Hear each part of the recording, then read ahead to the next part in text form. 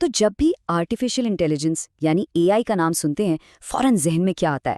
شاید روبوٹس، اڑتی ہوئی گاڑیاں، ایسی دنیا جو لگتا ہے ابھی بہت بہت دور ہے۔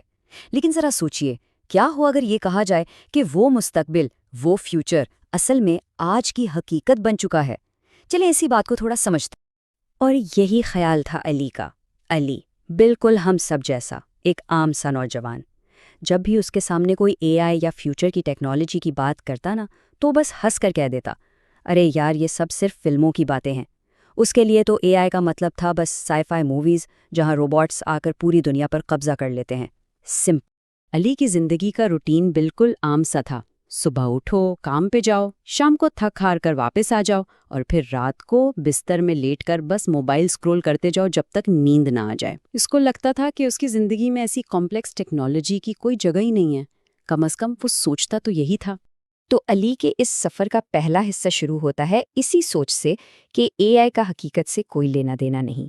آئیے دیکھتے ہیں کہ یہ پرسپیکٹو، یہ نظریہ آخر بدلا کیسے۔ لیکن پھر نا آہستہ آہستہ علی نے کچھ عجیب سا نوٹس کرنا شروع کیا۔ اسے محسوس ہوا جیسے اس کا فون اسے خود سے بہتر جانتا ہے۔ وہ جس چیز کے بارے میں سوچتا، اس سے ملتی جلتی چیزیں فوراً اس کے سامنے آ جاتی۔ ایسا لگتا تھا جیسے فون کو پہلے سے ہی پتا ہے کہ اسے کیا چاہیے۔ اور یہ صرف علی کی کہانی نہیں ہے۔ ذرا سوچئے، کیا کبھی ایسا ہوا ہے کہ کسی دوست سے بس کسی چیز کے بارے میں بات کی ہو اور اگلے ہی لمحے فون اٹھایا تو اسی کا ایڈ سامنے، یا یوٹیوب پر اگلی ویڈیو بالکل وہی ہو جسے دیکھنے کا ابھی ابھی دل میں خیال آیا تھا؟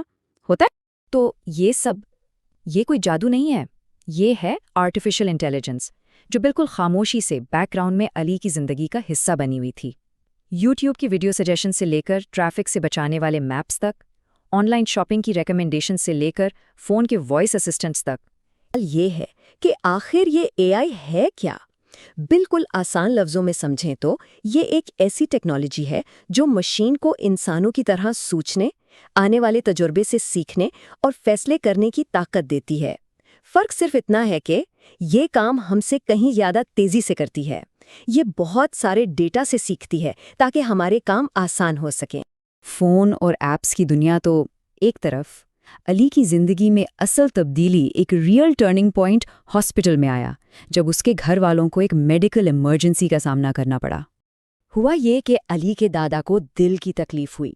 ڈاکٹرز نے ان کی ٹیسٹ رپورٹس کو ایک اے آئی سسٹم سے اینالائز کروایا، اور اس سسٹم نے اتنی تیزی اور ایسی ایکوریسی کے ساتھ بیماری کو پکڑا کہ ڈاکٹرز بھی حیران رہ گئے۔ اس وجہ سے ان کا علاج بالکل صحیح وقت پر شروع ہو سکا اور ان کی جان بچ گئی۔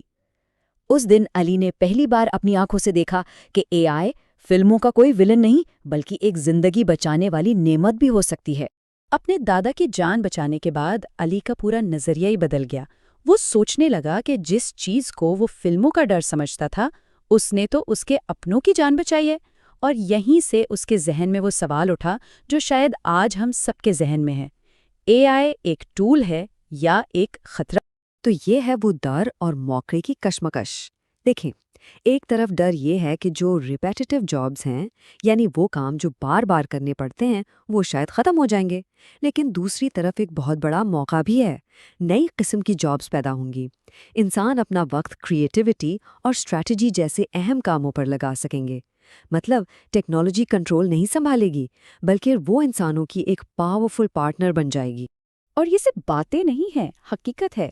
آج کانٹینٹ کریٹرز اسے اسکرپٹس لکھنے کے لیے استعمال کر رہے ہیں، ڈیزائنرز اس سے نئے آئیڈیاز لے رہے ہیں، اسٹوڈنٹس مشکل ٹاپکس سمجھنے کے لیے اس کی مدد لے رہے ہیں، فری لانسرز اپنے پروجیکٹس تیزی سے پورا کر رہے ہیں، ڈاکٹرز بہتر ڈائگنوسس کر رہے ہیں، اور چھوٹے چھوٹے بزنس اسے کسٹمر سپورٹ کے لیے یوز کر رہے ہیں۔ لسٹ بہت لمبی ہے۔ یہ سب دیکھ کر علی نے فیصلہ کر لیا، وہ اے آئی سے ڈرنے کے بجائے اب اسے سیکھے گا۔ اسے سمجھ آ گیا تھا کہ اگر وہ نہیں سیکھا تو وہ اس نئی دنیا کی ریس میں بہت بہت پیچھے رہ جائے گا۔ تو اس نے یہ سفر طے کیسے کیا؟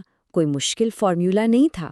اس نے چھوٹے چھوٹے سٹیپس لیے، پہلے آن لائن کورسز جوائن کیے، پھر پروگرامنگ سیکھی، پھر آہستہ آہستہ اے آئی ماڈلز کو سمجھا، اور اسی لگن اور محنت کا نتیجہ یہ نکلا کہ ایک دن اس نے اپنی چھوٹی سی کمپنی شروع کر دی۔